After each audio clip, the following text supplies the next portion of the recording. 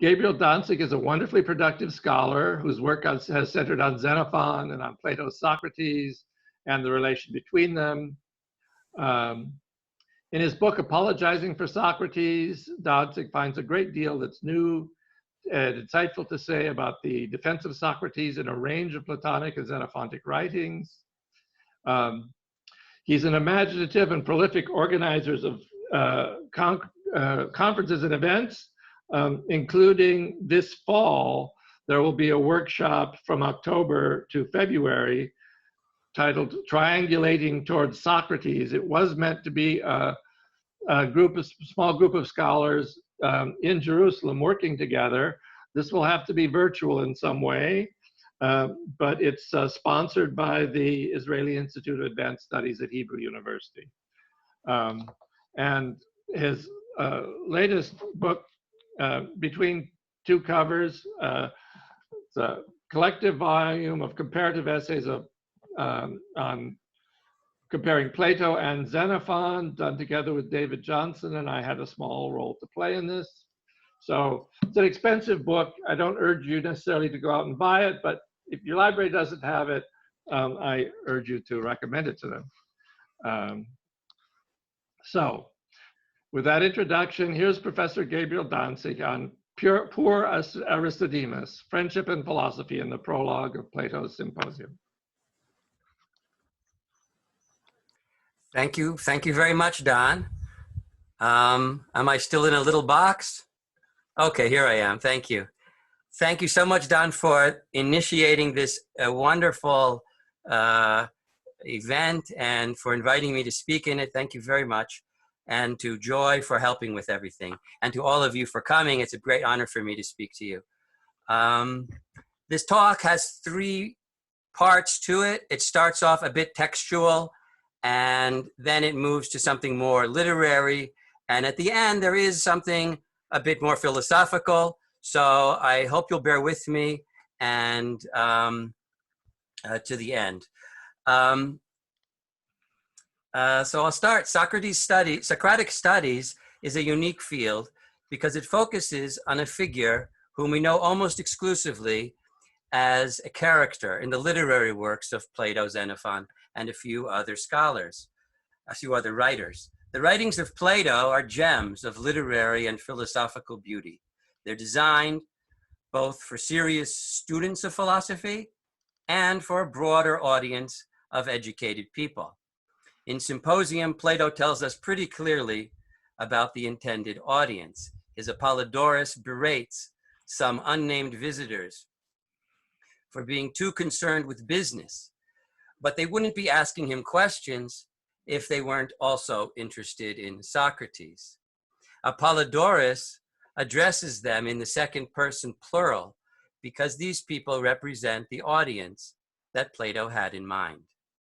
In this paper, I focus on the literary depiction of Socrates, but everyone who studies Plato knows that it is impossible to separate a character in Plato from its thought and ideas, and certainly not in the case of Socrates. Plato presents Socrates as a polite, elusive, challenging, and sometimes insulting figure. In Symposium, he stresses the last quality.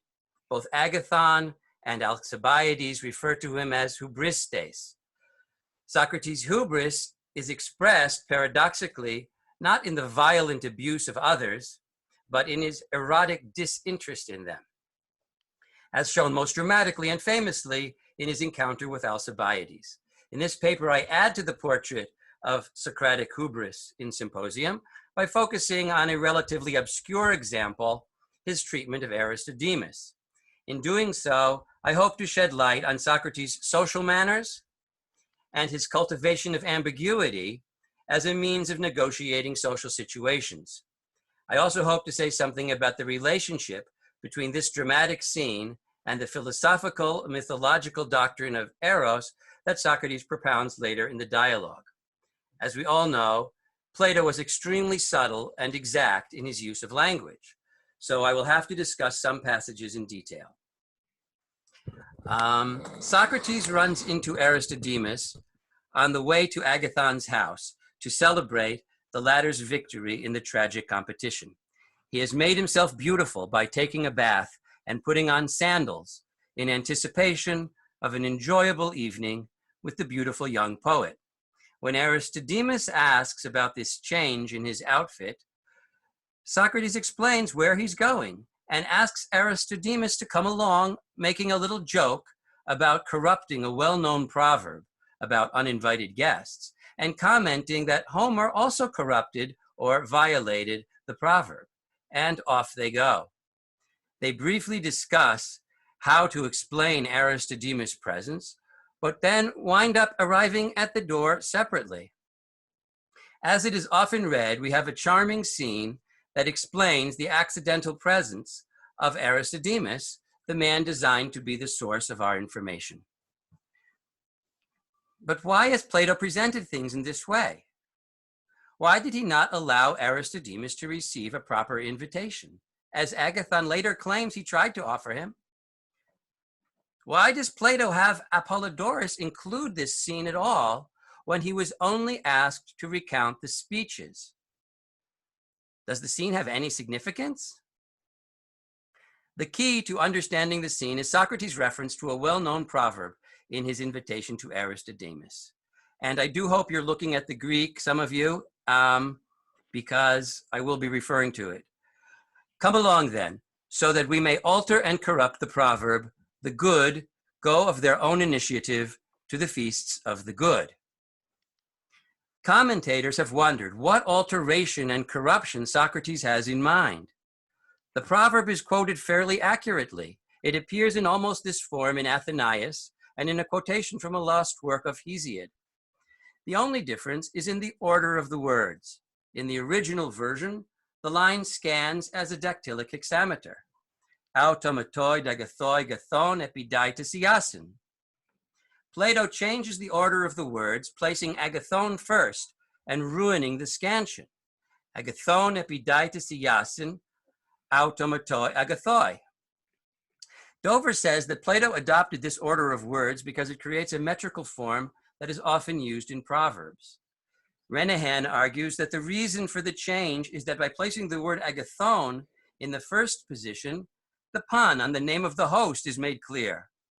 Metabalain can certainly refer to a change in the order of words. But what about the corruption? Is it nothing more than the change in the order of the words, or is there some further corruption at work? Some scholars have suggested that in its original form, the proverb had the word deilon, and that the corruption consists in Socrates substituting the word agathon. On this theory, the original proverb said that the good go uninvited to the feasts of the base, and Socrates changes the base into the good. On this reading, Socrates' change would constitute a corruption of the proverb, but not in a moral sense. As Dover notes, the phrase with deilon is insulting if uttered by a guest, and obsequious on the lips of a host. The phrase with agathon has no such problematic implications.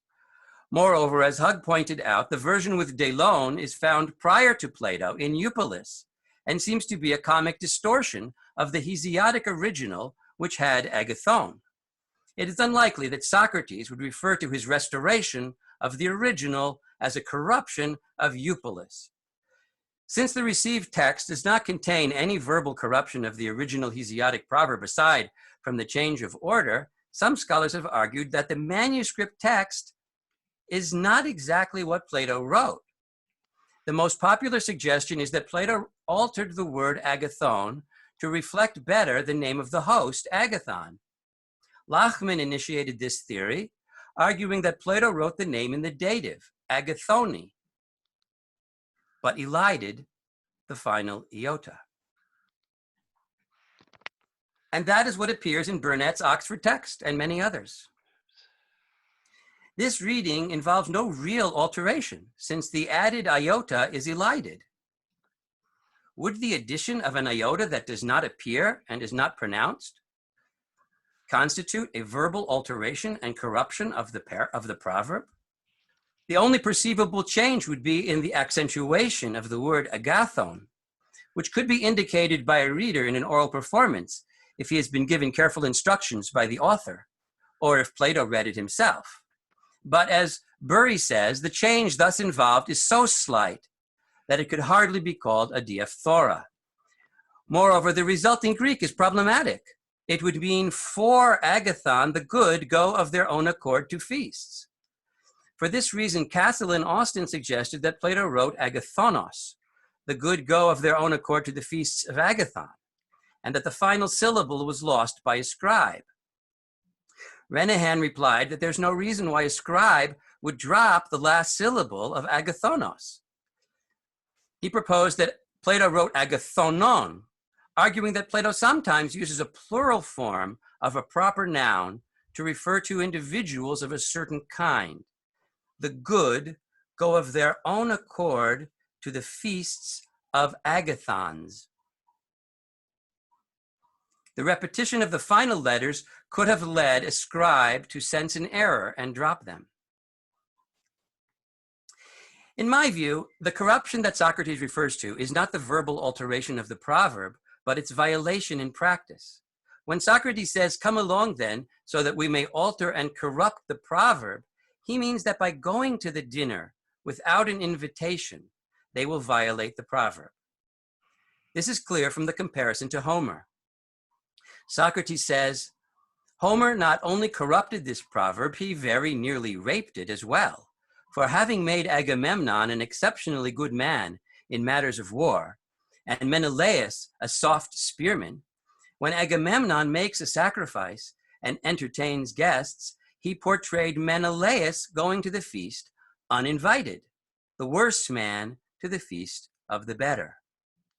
Here Socrates draws a parallel between what he is suggesting to Aristodemos and what Homer did. Homer did not corrupt the proverb by altering its wording, but rather portrayed its violation in practice by Menelaus. The use of a hortative expression shows that the violation is something they will do in practice, not merely by altering the wording, and the proverb they will violate is the one that Socrates utters. From here on in, I will speak of this as a violation, not a corruption.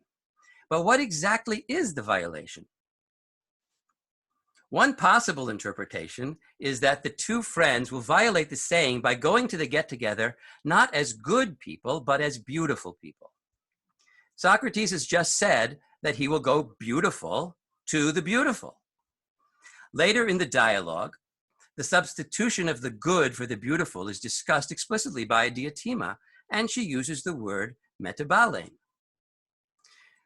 The relationship between the good and the beautiful is the central theme of the composition as a whole.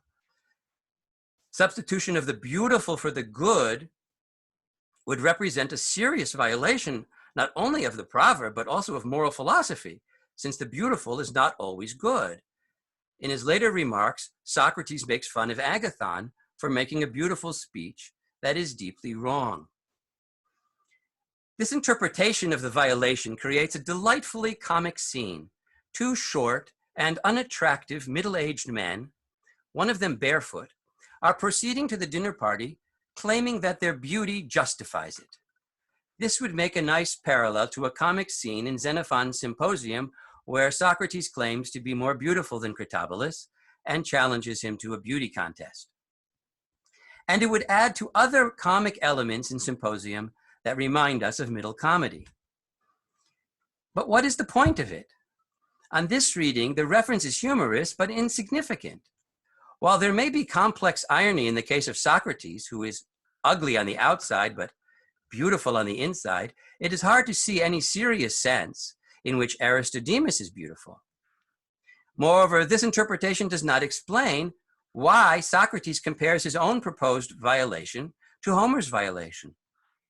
As we will see, Aristodemos assumed that he is violating the proverb exactly as Homer's Menelaus did, and Socrates does not correct him. In order to understand the nature of the violation, we need to consider the dramatic context. Socrates has gotten dressed up, as he says, so that he can go beautiful to a beautiful man. That is a pretty clear indication of his romantic interest in Agathon. And there are signs of a reciprocal interest as well. Socrates is always jealous of any interference with his relationships. So it seems likely that he would not want his longtime faithful admirer to tag along as he spends an evening with Agathon. Why then does he invite him to come? The answer is that he doesn't.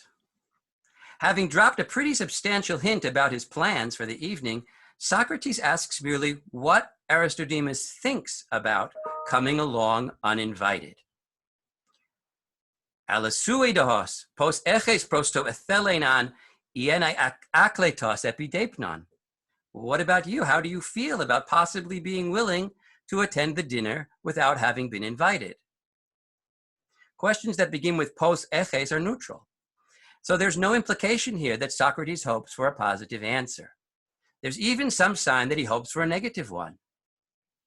Dover translates the sentence exactly as I did, commenting, on is odd, but serves to make Socrates' question tentative and diffident.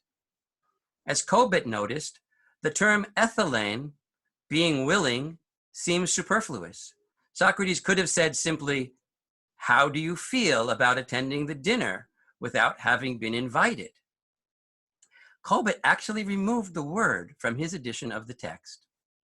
But if we retain it with every other editor, we need to explain why it is there.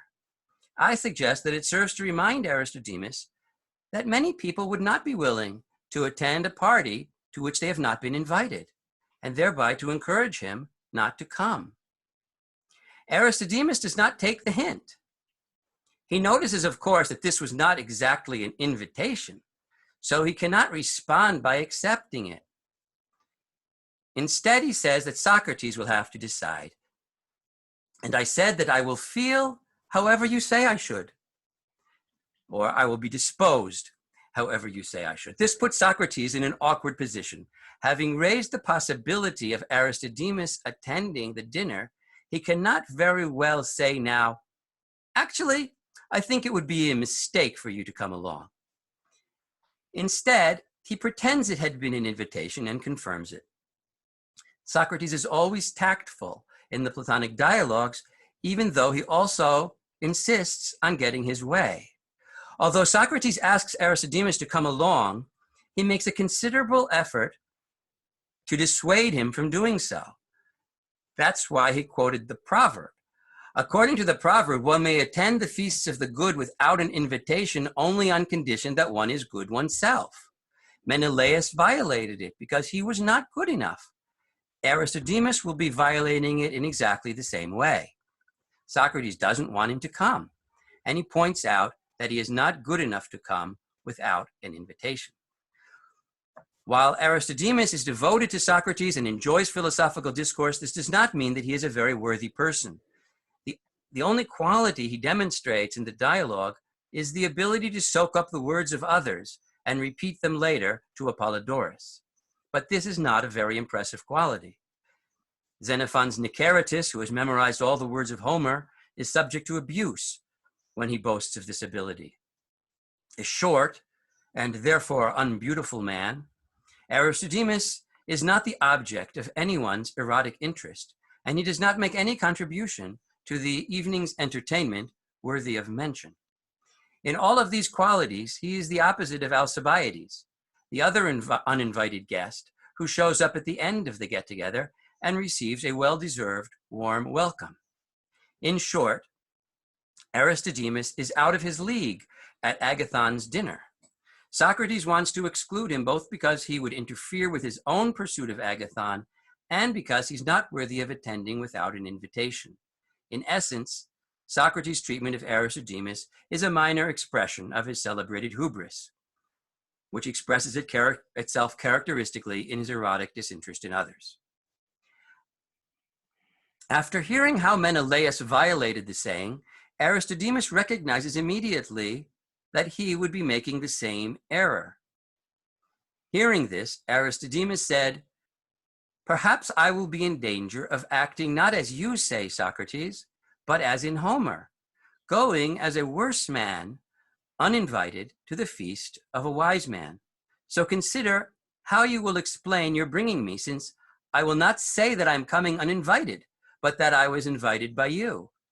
And Socrates said, we will consider what to say as two walking on the road. Let's go. Although Aristodemos recognizes his position, he wants so badly to attend the get-together that he insists on attending anyway, rather than decline the offer. And knowing that he's not worthy to appear without an invitation, Aristodemos says that he will claim that Socrates invited him and insists that Socrates contrive an excuse. If Socrates really wanted him to come, this would be the moment to correct him and tell him that he is not at all in the same position as Menelaus. But Socrates doesn't do that. But although Aristodemos recognizes that he's in the same position as Menelaus, he doesn't realize that Socrates thinks so too. He thinks that Socrates was unaware that the comparison he made to Menelaus would apply to him as well. This is Socrates' brilliant tact. He lets Aristodemos reach the right conclusion by quoting the proverb, but doesn't implicate himself in the insult. This is why Aristodemos says, not as you say, because he doesn't think that Socrates thinks he's unworthy. But Socrates is too subtle for his own good, and Aristodemos decides to come along. Although he lets him tag along, Socrates also does not agree to think of an excuse. Instead, he suggests that two of them should think of what to say as they walk. But this is another ruse. In fact, they do not discuss the subject and do not come up with any excuses at all. Socrates is now facing a serious crisis. He cannot stop his companion from attending the party. But if he appears together with him at the door, he risks offending Agathon. Imagine inviting a beautiful young woman or man for a romantic dinner, and he or she appears together with a boyfriend or girlfriend. Aside from the insult to Agathon and the clearly wrong message it would send, if Socrates appears at the door together with Aristodemos, this would result in his being seated next to Aristodemos rather than Agathon for the entire evening. Socrates cares a lot about where he sits, and he makes a big fuss about sitting next to Agathon and avoiding sitting next to Alcibiades, so he certainly cannot arrive together with Aristodemos. Only Socrates could contrive the following ploy. He stops in a neighbor's porch to contemplate something and waves Aristodemos ahead. This leads to a comic scene in the house in which Agathon warmly welcomes the mortified Aristodemos, excuses himself for not having invited him by pretending that he had tried to do so, and cleverly seats him by Araximachus, safely out of the way, saving the seat next to him for Socrates. With this turn of events, Socrates' machinations reach a successful conclusion, enabling him to pursue Agathon while sparing the feelings of his longtime friend. In welcoming Aristodemos, Agathon asks, "But where is Socrates?" To the reader, this is a perfectly natural question. We know that Aristodemos was informed about the evening get-together by Socrates and walked partway there with him. But how is Agathon, who has been inside the house, supposed to know that Socrates was with him? We could just chalk this up to authorial license, but a better explanation would take account of the fact that Aristodemos was one of the most ardent lovers of Socrates of the time. Knowing this, when Agathon sees Aristodemos at the door, he can be pretty sure that Socrates has something to do with it. Since Aristodemos was in fact the well-known companion of Socrates, a further dimension of the love triangle comes to light. Aristodemos was not simply overlooked, he was deliberately ignored. It is not true, as Agathon politely claims, that he sent to invite him yesterday. He wanted to have Socrates all to himself. And even if he did try to invite him, we recall that he has hosted 2 events at his house. saying that he sent for him yesterday does not necessarily imply that he intended to invite him to the event that was held yesterday, to which numerous people were invited and which Socrates did not attend. But the mention of the word yesterday certainly reminds us of this possibility. Neither did Socrates inform his good friend of the small evening get-together at Agathon's place. Given this background, we may conclude that, in effect, Socrates was sneaking out to visit Agathon behind Aristodemus' back when Aristodemus caught him red-handed. This accidental meeting was unfortunate for Socrates and Agathon, but fortuitous for generations of Plato's readers, insofar as Aristodemus' presence provides the fictional explanation for the recording of the events. Now, if this is what's really going on, why haven't other readers reached these conclusions? I think the reason is that Socrates' desire to be gentle to Aristodemus not only confused Aristodemus, it also confused readers. The implication of the proverb is pretty clear on the surface, but Socrates creates confusion by means of the phrase diaphteromen metabalontes. The participle is naturally taken together with the verb as expressing the two aspects of a single contemplated action, as though the corruption is merely the change in the order of the words. But there is considerable flexibility in the meaning of a circumstantial participle. It does not always imply a causal relationship. It is context that determines the logical relationship between the participle and the main verb, if there is a logical relationship between them, and context can be ambiguous. In itself, the phrase diaphteromen metabalontes can be translated either let us corrupt the proverb by altering it, or let us alter the proverb and violate it. Socrates' deception consists largely in his ambiguous use of this participle. He allows Aristodemus to assume he means that the only corruption is the change in the order of the words. But his words can also mean that he is proposing both a verbal alteration and a violation of the proverb indeed. Only when Socrates mentions the case of Menelaus does it become clear that there is another sense in which they would be corrupting or violating the saying. Socrates makes an effort to hide this implication as well, accusing Homer not merely of corrupting the saying, but of raping it, hubrisai. This implies that Menelaus acted more offensively than what Socrates proposes doing, producing the false inference that while Menelaus violated the saying in practice, Socrates proposes only altering the wording. By raising the case of Menelaus as a different kind of violation, Socrates lets Aristodemus see that he should not attend the party without letting him see that this is his point. Although I am indeed very interested in cases of ambiguous language in Plato, my purpose in this talk is not just to examine one such case.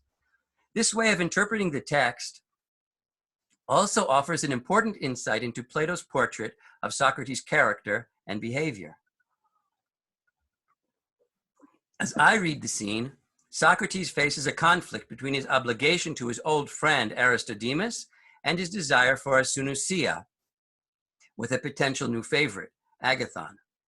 Socrates will not sacrifice his love for the good and the beautiful, represented by Agathon, but at the same time, he does not want to offend his former friend. This attitude finds echoes in Aristotle's description of unequal friendship. Socrates faces the kind of dilemma described by Aristotle as occurring when one of the friends becomes significantly greater in moral worth than the other. In such a case, the friendship cannot be maintained. But Aristotle opines that respect and consideration are nevertheless due to the former friend for the sake of the former friendship.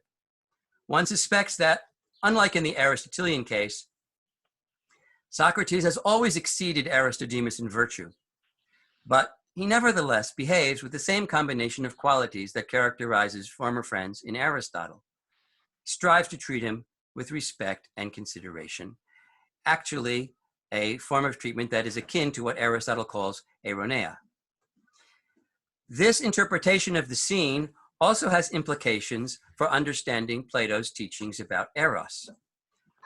I've already said that Socrates is portrayed as an erotic man, keenly interested in pursuing Agathon and finding ways to disengage from Aristodemos. But the scene also provides a portrait of the effects of erotic desire on Aristodemos himself.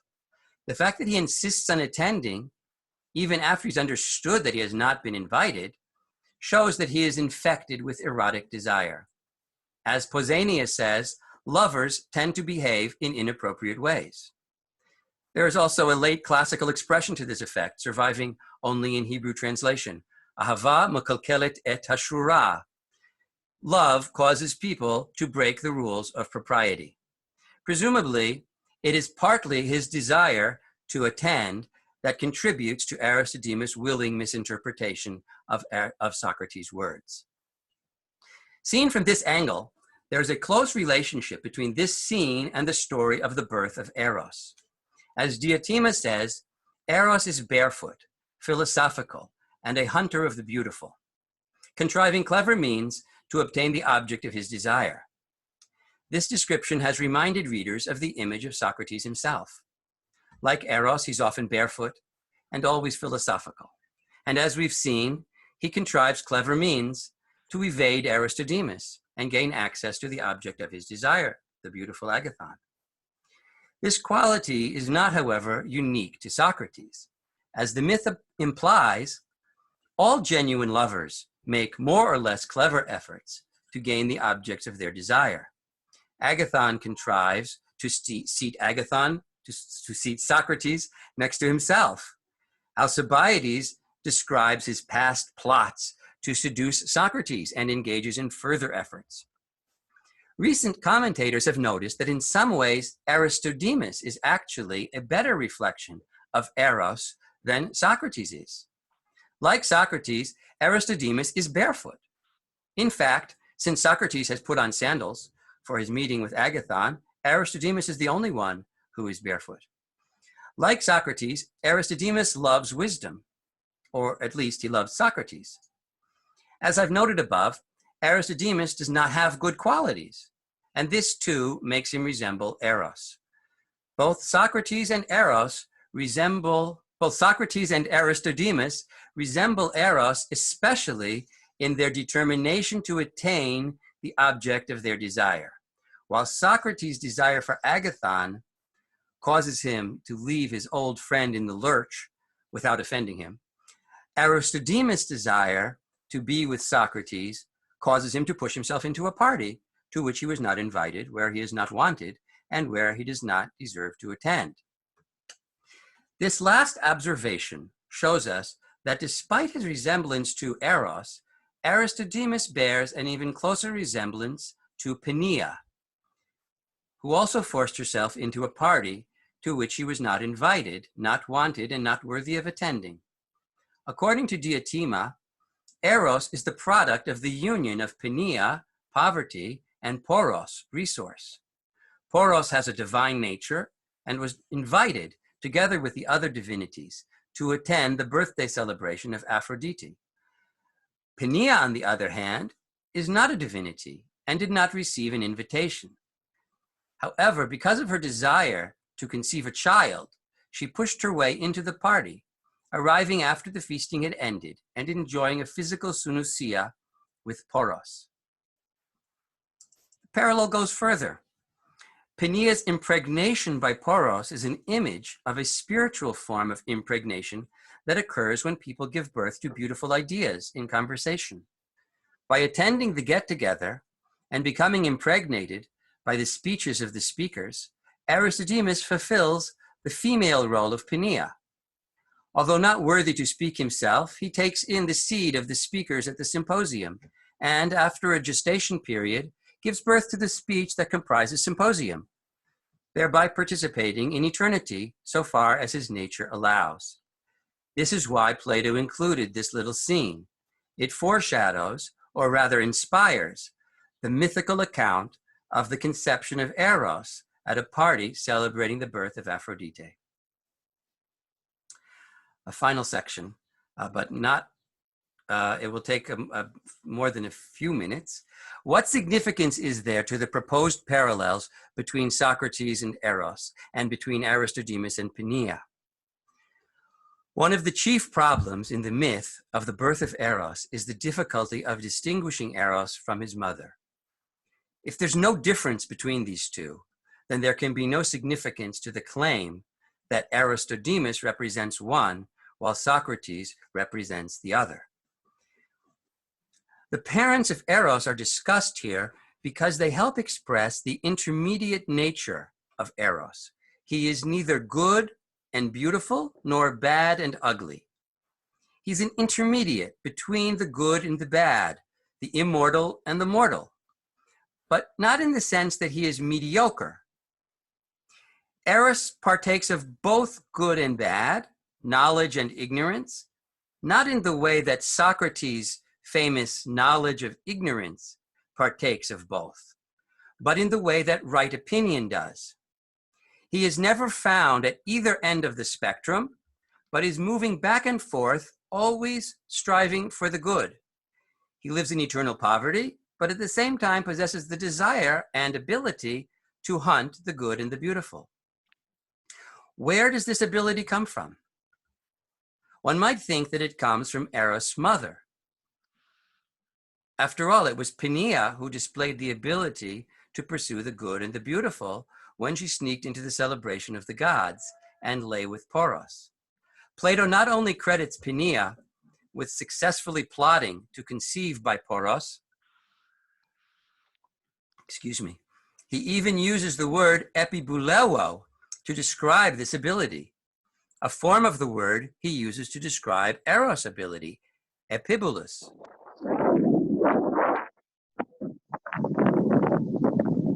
Eros seems to be created in the spit and image of his mother, with no paternal features at all. Ferrari has argued that Eros does not in fact receive his abilities from his father Poros, but from his mother. That makes a lot of sense if one looks only at the myth, but Plato says explicitly that Eros possesses the ability to hunt the good and the beautiful by virtue of his father, kataton patera. This is strange, not only because in the myth Penia possesses this ability, but also because Poros completely lacks it. According to the myth, Poros does nothing but eat, drink, and fall asleep, while it is Penia who actively pursues the union. This is not merely due to the vagaries of storytelling. From a philosophical point of view, Poros cannot possibly be a hunter. In Plato's theology, a divinity lacks nothing, and hence has no need to hunt anyone or anything. Being divine, and hence good and beautiful, Poros could not possibly desire to have what is good or beautiful, since he already has it.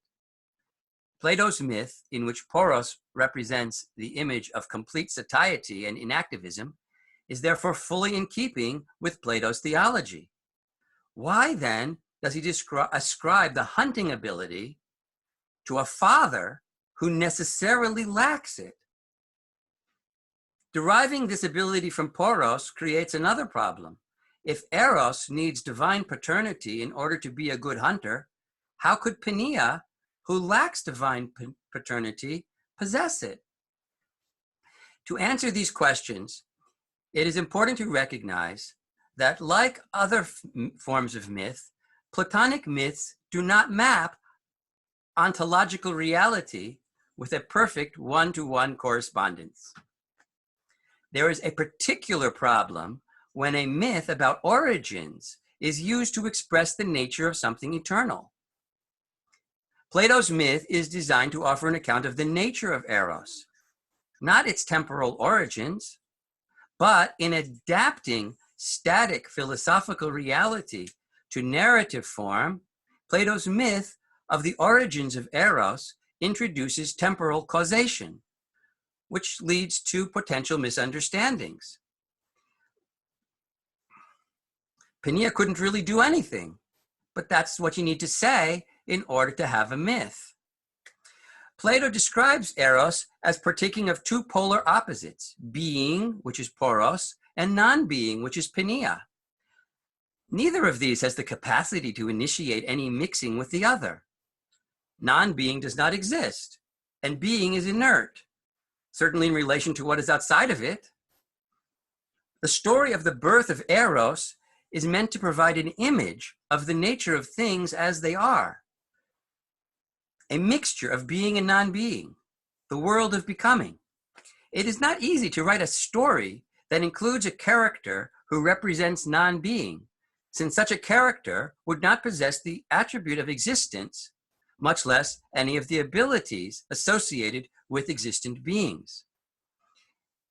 It's no easier to include a character who is inert. In order to create a myth or story, Plato is forced to portray them as active agents. I suggest that Plato gives the active part to Penia in order to emphasize the supreme goodness of poros, being. Divine being is the attractive goal, and hence it is those who lack it who are active in seeking it. But Plato does not want seriously to claim that non-being is the source of any power. So when it comes to tracing the origin of Eros' ability as a hunter, he attributes them to his father, Poros, the divine being, the inspiration of all seeking and hunting. But Socrates is careful never to say that Eros resembles his father in having these abilities. The passage in which Socrates discusses this has proven difficult for interpreters and translators alike. In relation to his father, however, he is a schemer for beautiful and good things. He is brave, pushy, and strenuous, a good hunter, always weaving stratagems, desirous of wisdom and resourceful, loving wisdom throughout all of life, a great magician, druggist, and sophist. The first words are the problem. Kata de auton patera epibulis esti tois kalois kai agathois. Howitson translates, but on the other hand, he also resembles his father, scheming to get what is good and beautiful. This translation puts the passage into direct conflict with the myth, since in the myth, Poros does not do any scheming at all. But Plato did not write that Eros resembles his father, nor did he write that Eros obtained his ability to hunt the beautiful from his father. That would be paratou patros. Rather, he wrote that he plots for the beautiful and good kataton patera. What can this mean? It ought to mean something like in accordance with his father or in relation to his father, as if his father did have some of these qualities. But as we have seen, he doesn't. I suggest that this ambiguous turn of phrase should be understood as hinting at the teleological role that Poros plays in relation to Eros. As a divine being, Poros is the goal and aim of Eros' contriving. He inspires these abilities by attraction rather than providing them as inherited powers. This view gains support from the asymmetry between the description of Eros' relation to his father and the description of his relation to his mother. While Eros is said to be poor, unbeautiful, barefooted, and homeless because he has the nature of his mother, he is not said to be a plotter because of having the nature of his father, but merely kataton patera. Literally speaking, we might translate in relation to his father, he is epibulis of the beautiful and good things. It's a fairly meaningless statement, and it's not surprising that the translators have filled it in as they have. But the obscurity of the statement is probably intentional. He wants to suggest that the father is the source of this ability in a teleological way. If Poros is the telos, he ought to inspire desire. And this is what he does in relation to Penia in the story. But Plato will not call Eros an incestuous son. He says only that Eros gets its ability to pursue the good from Poros. If Poros is the telos, then in Aristotelian terms, Plato is claiming that the final cause is also an efficient cause. According to Aristotle, that works fine, since the formal, theological, and efficient causes are virtually the same. It is more pertinent, however, to point to Plato's own explanation. In his sun image in Republic, the sun serves multiple functions. It creates the things that exist, the potential objects of perception, while being itself the greatest such object. And it creates the light that enables perception of those objects to occur. This description offers a parallel to the description of the effects of Poros. As a parent, he shares in the creation of Eros, but he is also both the object of Eros's hunt, as the sun is a potential object of sight, and the source of Eros' ability to succeed in that hunt, as the sun provides the light. In effect, Socrates' myth offers a response to Agathon. It is not Eros that inspires beautiful and poetic creation. It is the divine Poros who does so, by inspiring us both with both love of the divine and the means of attaining this object. This is why Poros himself, while divine, is also the son of Metis. If this is the sense in which Poros inspires Eros, he inspires Penia in exactly the same way. Just like Eros, Penia was epibulusa of the beautiful and good things. The term kata with the accusative often describes action towards something, and hence could be used to describe Penia's ambush of Poros. In fact, Plato does use a kata term to describe Penia's union with Poros, kataklinatai to par auto. An unremarkable term for sexual relations, this usage may nevertheless reflect the similarity of her relation to Poros and that of her son. But this just strengthens the problem. If Poros plays the same role in the inspiration of both mother and son, what difference can exist between them such that the one is likened to Socrates and the other to Aristodemos? The only difference I suggest is found in their skills in hunting. While Penia uses primitive techniques to obtain her object, merely forcing herself on Poros in an act of female aggression, Eros possesses many impressive capabilities described by Socrates at some length. This difference is symbolized by the fact that Eros is a child of Poros while Penia is not. This difference has its parallel in Aristodemos and Socrates.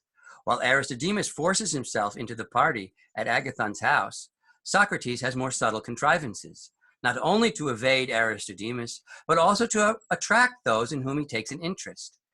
He is a welcome guest at Agathon's party because he makes himself an object of desire to others. In fact, the composition as a whole is largely dedicated to portraying his skills in attracting attention and winning people over. The fact that he has bathed and dressed to go beautiful to a beautiful man only symbolizes the fact that he makes himself an object of desire to people as diverse as Aristodemos, Apollodorus, Agathon, and Alcibiades. By combining the description of Eros with the description of Socrates, we are brought to the conclusion that among the powers that are provided by Poros is included some measure of attractiveness. This seems to clash with the description of Eros as lacking in goodness and beauty, but Socrates never said that Eros lacks in all good qualities. Eros is neither mortal nor immortal, but something in between. He's a combination of opposites, not as knowledge of ignorance, but as right opinion, which attains the truth. This is why Eros is described as a great daimon who enables contact between the mortal and the immortal. By virtue of his divine father, Eros possesses something above and beyond Penia's brute ability to obtain the object of her desire.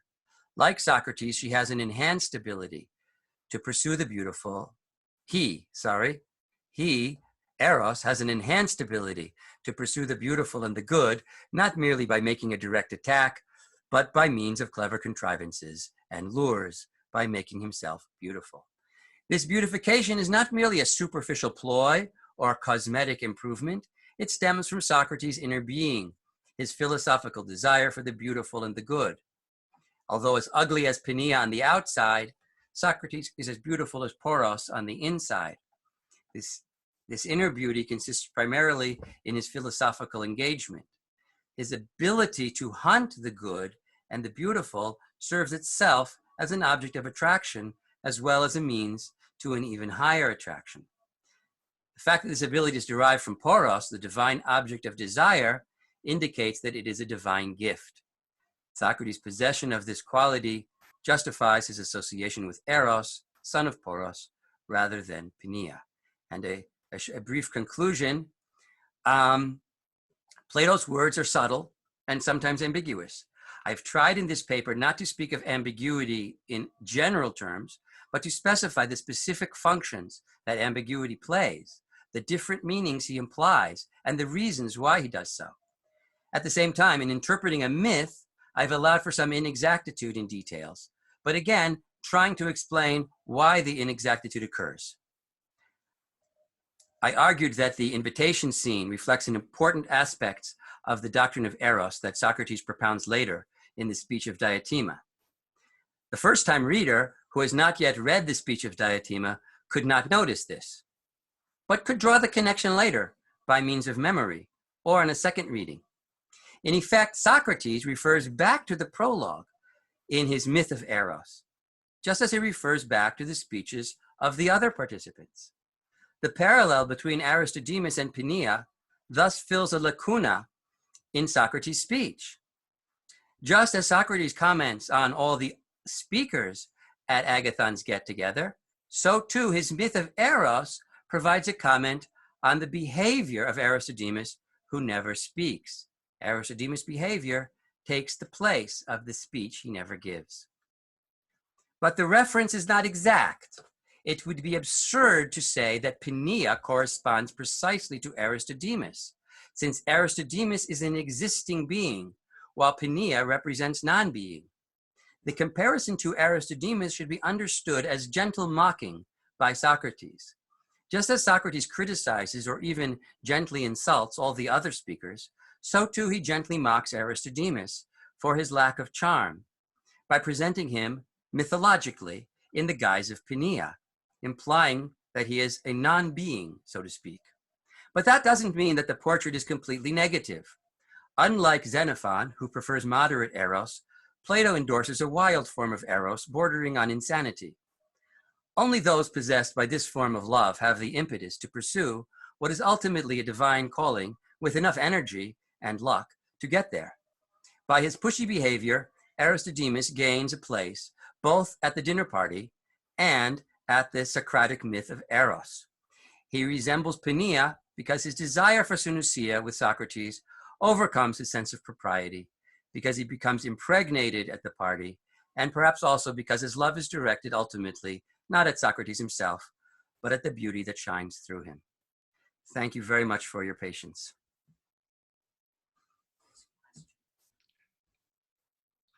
Okay, time for questions, comments. Please raise your hand using the raise your hand function.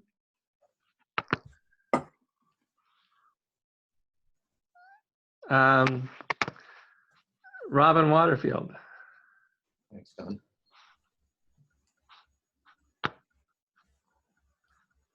Right, there. Can you hear me, Gabriel?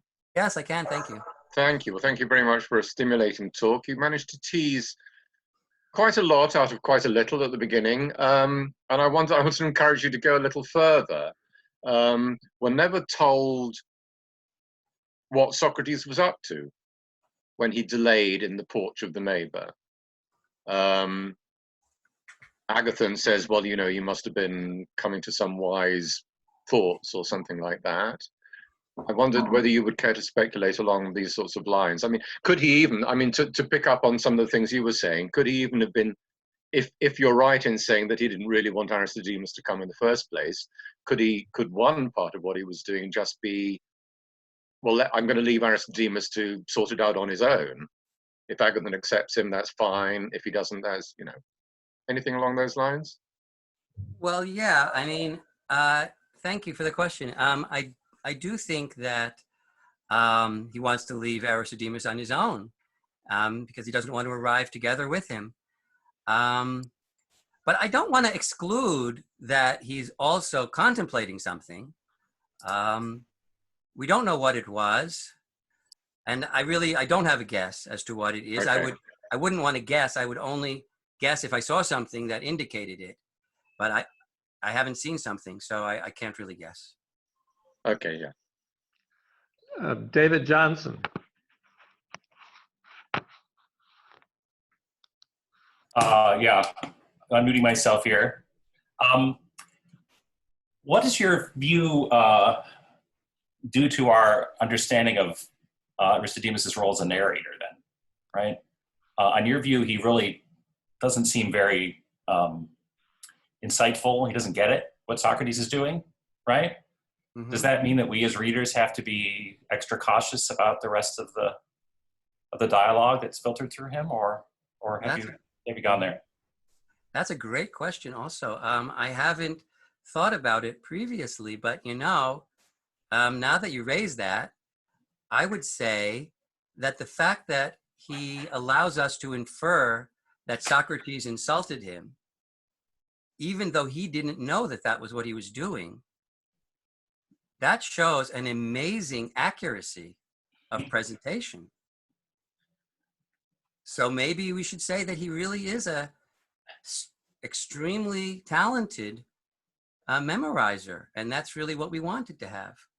I mean, we have other indications that this was, Socrates looked at this and it was right. So I don't see how this would undermine Aristodemus' quality of memory.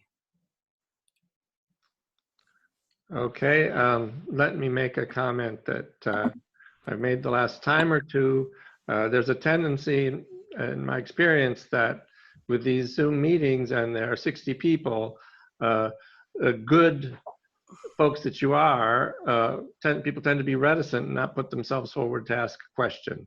And I encourage you to go ahead, if you do have a comment or question, to put up your hand. Meanwhile, William Altman. Well, thank you, Gabriel, for that entertaining and hubristic talk. You certainly can't expect any great admirer of Plato to take seriously your attack on Aristodemus there. And I ask you to recall to memory that marvelous scene, which you know so well, in Diogenes Laertius, when Socrates makes the acquaintance of Xenophon. You recall that he asks him where a number of items can be found, and the young man gives him the answers. And then when he asks him where a kalos kagathos can be found, and Xenophon says he does not know. Do you happen to remember what it is that Diogenes Laertius says that Socrates said to the young Xenophon at that point? Please tell us, Bill. He said, "Hepu toinon kai mantane," which I take it means follow along then and learn. As you know very well, the speech that you focused on, looking at what follows from Hina and leads into the Diaphteiromen, actually begins with the word hepu toinon. In other words, follow along then. So the idea that that Socrates does not want Aristodemus to come is contradicted by that formula. When you say that he supplies nothing but memorized narrative and cited Niceratus in that context, I mean, you did allow in that response to David's interesting question that he, might be a veritable teller, but I mean, even an angeon in the lysis is dear if it contains the wine that's going to save the boy's life. And so any lover of Plato is going to be deeply grateful to Aristodemus, even if he's merely the angeon, for perceiving his beautiful speeches. And I would suggest to you that it's the Penia of Aristodemus that makes the euporia of the entire Symposium possible, since without our dear friend Aristodemus, we wouldn't have this beautiful dialogue. Thank you. I don't know exactly how to respond.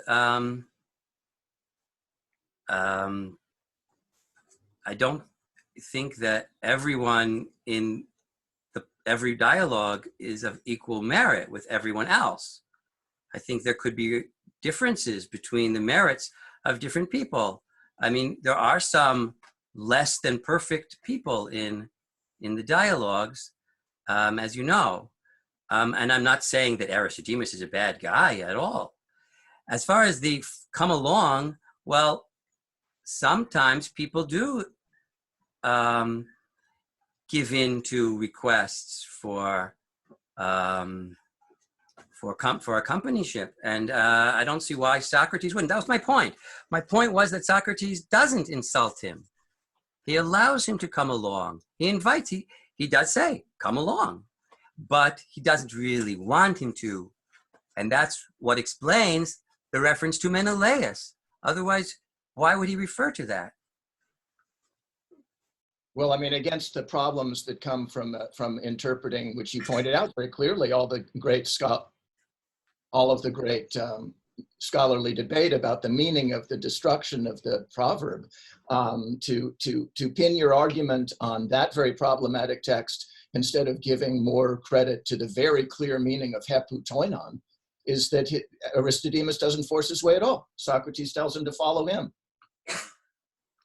Okay, I think we've reached the end of that debate. Chloe Bala?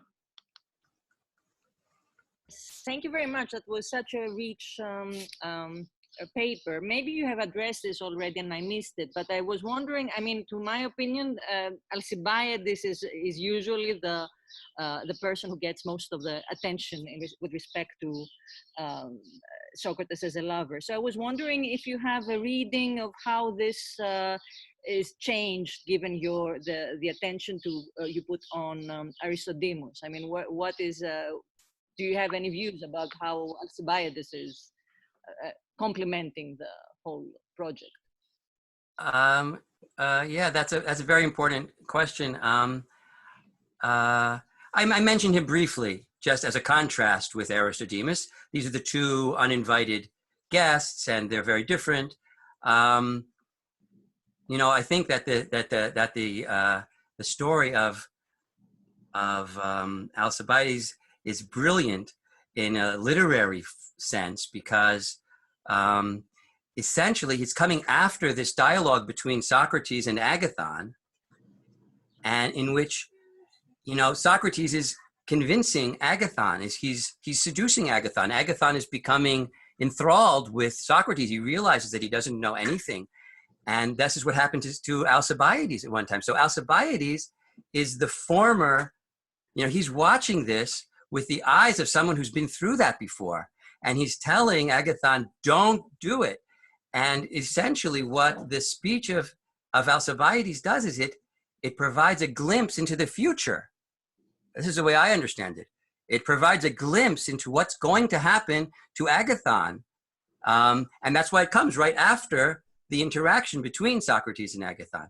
So, you know, Alcibiades that's, you know, very important. And I haven't really written anything about that, but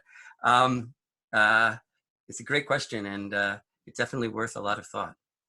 Thank you. Okay, David Constant.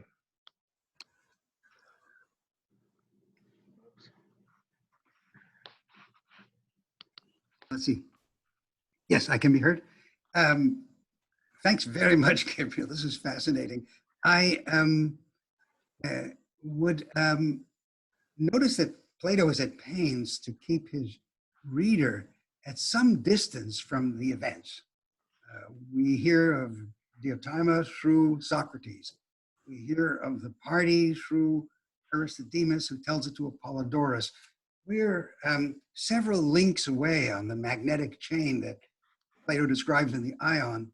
And at least two of the intervening narrators, including Aristodemus, are kind of hyper-Socrates. They're people who don't quite get it when it comes to the subtlety of Socrates in adapting himself to the situation. He doesn't go in sandals on this occasion because it's not appropriate. He knows better. And I think in this sense, you're quite right in describing his tact and his charm. So we are always alerted to the possibility that we are too rigid in our understanding of Plato. And that's another reason why you might get, here an answer to Will, not an example of the unreliability of Aristodemus as a narrator, but the danger to that we ourselves may misinterpret the subtleties of all that went on at that marvelous but very remote banquet.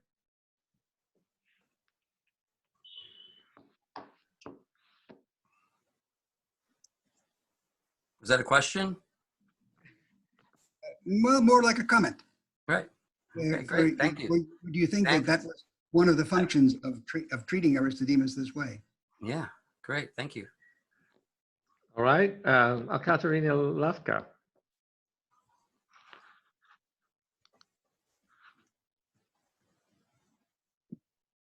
Hello, and thank you for this charming and amusing speech, which was full of details and research.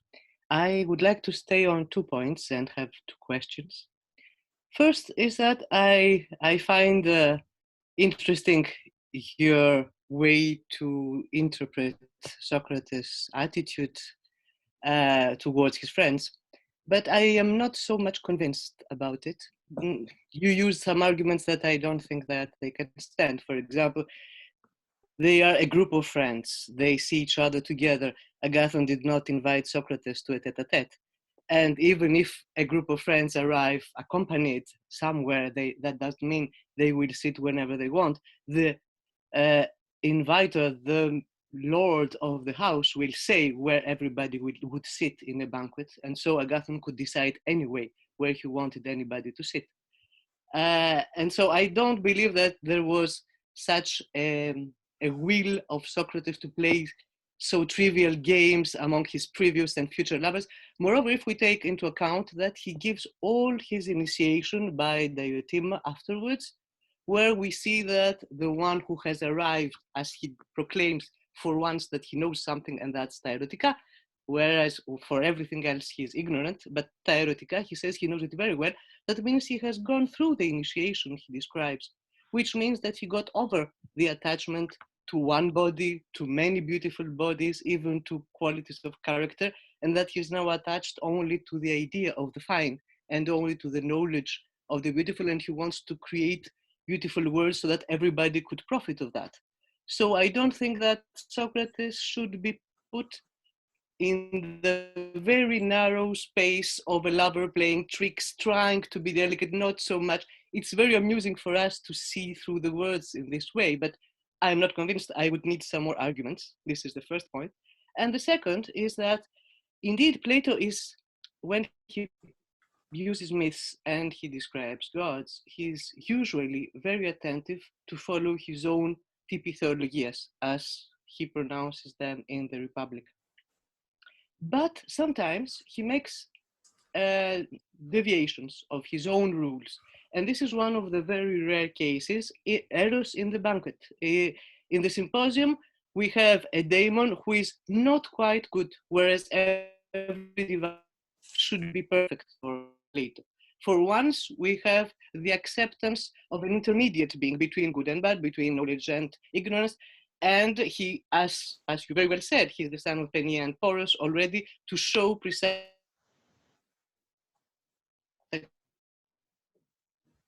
progressively one and the other quality. Penia is not a non-being. Penia is just poverty. That means that she just lacks something which she goes to find it. And precisely Eros is an Eros of something, as Socrates points out when he makes the criticism of Agathon's speech, when he wants to show that we cannot be in love with something, we cannot desire something if we already have it, we have to lack it. And that's why Penia is his mother. And that's why Penia is a divinity, however, according also to the usual myths, whereas for Plato, she could never be a divine being because she's not so positive as the other should be. So I think that the role of Penia should not be so badly seen. She is not a non-being, that's absolutely certain for me. But also she is there, as you said, to show that ontological intermediate that Eros has to take up, because this is the role he wants to put on about Eros, about the desire practically of the ideas, finally, and not necessarily of human beings. On these 2 points, I would like your comments. Thank you. Well, you're raising all the questions that I thought I answered. As far as Socrates not being very careful about who he sits next to, I think you have a problem, because he is careful when it comes to Alcibiades. Yes, but it was not he who would decide. It was Agathon anyway. Arriving with someone in the banquet doesn't mean that he would have to sit beside him. No, it doesn't necessarily determine it. But I would think that among, fairly polite people, if someone comes together with a friend, you don't separate them. At least, They are all my claim is just there's a risk. There's a certain risk that the host might assume that if you arrive at his house with a friend who's known to be your constant companion or sometime companion, you probably want to be with him. And that's the misunderstanding that Socrates wants to avoid, because he's really in pursuit of the good. I think that, you are focusing on an important point that I a little bit underemphasized, which is that I do think that the pursuit of the good is not always a nice thing. It can have some slightly uncomfortable implications, and I think that's where Socrates is responding to Aristophanes' idea that no matter how good or bad you are, doesn't matter, because you've got that other person who's fitting to you. But Socrates is much more competitive. He thinks that the love is for the good, the excellent, and that puts the less good in an uncomfortable position. And this is why I brought the parallel to Aristotle. This was, I think, this is not an unusual observation. I think this was just common sense that people, try to be with the ones that they love, the beautiful ones. And my point was actually the opposite, was that he's being relatively nice to Aristodemus. So that's that point. What was the other point? The Penia doesn't represent non-being. I mean, I can't tell for sure what she represents. What does she represent? Poverty? What is poverty? I mean, if poros represents divinity, and divinity is pure being, then Penia should represent the opposite. Poros doesn't represent divinity, but resource. But even if Penia is some resource and goes to find it. It's the game between being empty, being full. But then you get all these problems with, how does Penia have the same abilities as Eros? How does that make any sense when Eros got those abilities from his father, not from his mother? She needs to feel her. She needs to what? We've now got quite a long line of questions and not a lot of time. So I'm sorry. Thank you. No. So now to the future questioners, please make your questions short. Eula Wildberger. Hello from Frankfurt, Germany. I enjoyed your talk very much, and I also like this approach, especially to the symposium, because one of the things I always thought about it is that it is very over the top, and every character is over the top. And I think in a way it's a Platonic dialogue over the top. So Plato kind of gives us, so say, the super duper Platonic dialogue in a way. And I think that's, and what you suggest with this complication actually goes in this direction. I'm not really sure whether I'm convinced with your particular interpretation. There are two reasons. One is the lovers that are actually at the party sit separately. For example, Pausanias and Agathon and Phaedrus and Eryximachus. Then the other thing is that Socrates, I mean, his age would make him the Eros, and that is so it's like what he coyly pretends to be, but in fact he is the Eromenus. And Eromenus cannot have too many erastai. So you would want to turn up with a large crowd of followers, so we wouldn't have a reason not to take Aristodemos along.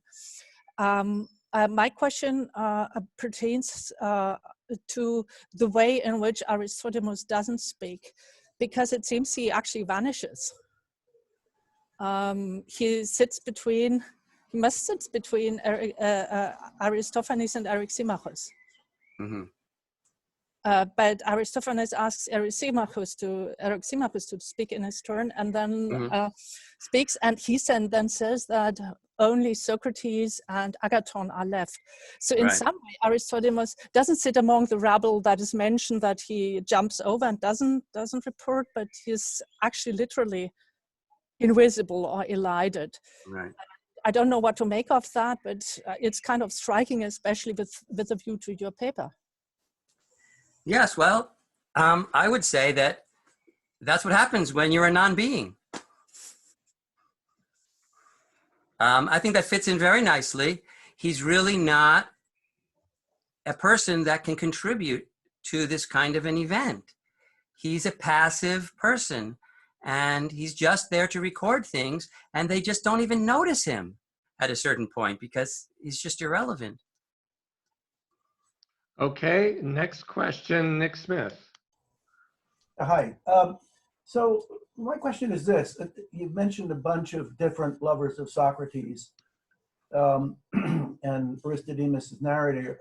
I'm wondering if there's not another lover of Socrates that needs to be sort of brought into the mix. And this one also is a narrator of the events, and it's Plato. So what I'm wondering is if Plato isn't, by sort of doing some of the things at least that you mentioned with Aristodemus, in a way calling attention in a quiet sort of way to the differences between the way he loves Socrates and the way all these other bozos do. I mean, Aristodemus narrates without comprehension. Plato narrates apparently with comprehension, and that makes all the difference. Very interesting. I thought you were going in a different direction. I thought you were going to suggest that Aristodemus represents Plato, who is recording these things for the rest of us. But you're going the other direction. Does that mean that Plato's not a reliable witness, but a more creative witness?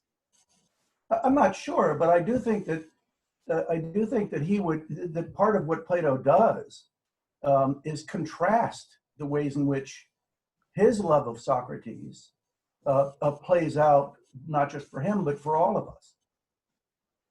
And, yeah, that would imply a contrast with Aristodemus. I mean, that's a huge question. How does Plato portray his own love of Socrates?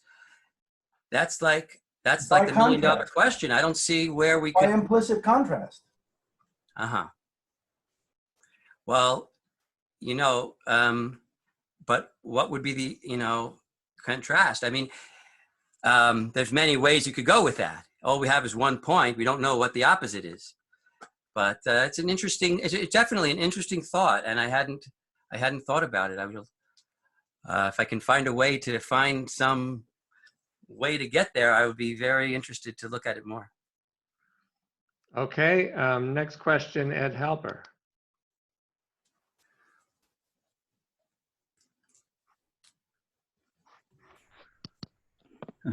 Thank you, Gabriel. I came in a little late, so this is first for clarification. If Aristodemus is Penia and Socrates is Eros, then who is Poros? Is it Agathon? And is Aristodemus making a mistake in trying to imitate Socrates?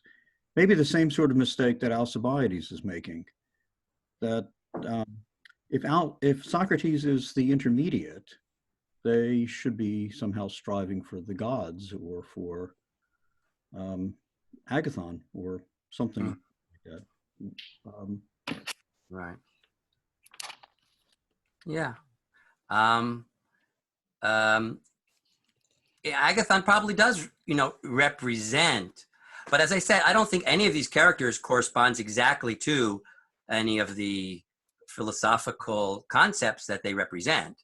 But yeah, Agathon represents the good and the beautiful in this dialogue. But of course, he's not very wise person in fact. Should Socrates be going in the other direction instead of keeping Aristodemos away? As an intermediary, he should be trying to connect the two of them. Oh, interesting. And on a symbolic level, Socrates should be promoting the wedding of Penia and Poros rather than interfering with it. That's very interesting. Yeah, I hadn't thought of that, and maybe that's why he didn't object more strongly. Thanks for the great question. Okay, Rosalind Wise. Hi, Gabriel. It was a great paper. I'm thinking of Penia and Poros not mythically, and then it's very hard not to associate Penia with Socrates because his poverty is the witness both to his devotion to the god and his devotion to people. And Poros, I was trying to think, that comes up in the Meno, where Meno is extolling the acquisition of gold and silver, and Socrates says, well, if that acquisition is done without justice and temperance and piety, then it's better not to acquire. And there the word is poros, or porizestai, but also at one point poros, and then aporia becomes the value. So I was just thinking that Penia for Socrates, at least not mythologically, is a good thing, and a thing he doesn't try to fix. He's not trying to fulfill. He's not trying to fill some lack. It's a good state to be in, and he doesn't want to do anything about it. Whereas Poros is the acquisitiveness. Ironically, considering what you were arguing, it's the acquisitiveness that does have to be reined in by the virtues of temperance and justice and piety. Have any thoughts on that? It's just an association I was having. I mean, Poros already has everything. Poros isn't acquisitive. It is in the Meno. In the Meno, Poros is the acquisitiveness, the getting of gold and silver, and the aporia is the thing that Socrates touts there as much better than Poros when it's not accompanied by these good virtues. So you're saying that it's better to be poor, I think, but yeah. in some sense, whether materially or spiritually or intellectually, but being poor means striving to be rich. I mean, that's. But not for Socrates. For Socrates, Penia is the good state. It's not striving for anything. He's perfectly happy with his poverty. That's what I just was struck by that. I'm not pushing it. Just just wondering if this would contribute in any way to your thinking about it. I mean, most people think that Eros is connected to that the description of Eros refers to Socrates, and you're thinking, no, Eros doesn't refer to Socrates. Well, it's just Eros is very different from Socrates. Socrates isn't trying to get wisdom. That's what Eros is doing. Well, he's not trying to get money, is all I'm saying. So I'm just thinking about Penia in a non-mythic sense, that is not the same as the Penia that you're describing here. And similarly for Poros, Poros is acquisitiveness outside of the myth, and here it seems to be self-sufficiency of some kind. So I was just struck by that difference between the myth and the non-myth. Okay. I haven't looked at it, but I should look at it and maybe. Yeah, that's all I was suggesting, and maybe you'd have a look at it. Okay, I will do. Okay, final question, Vincent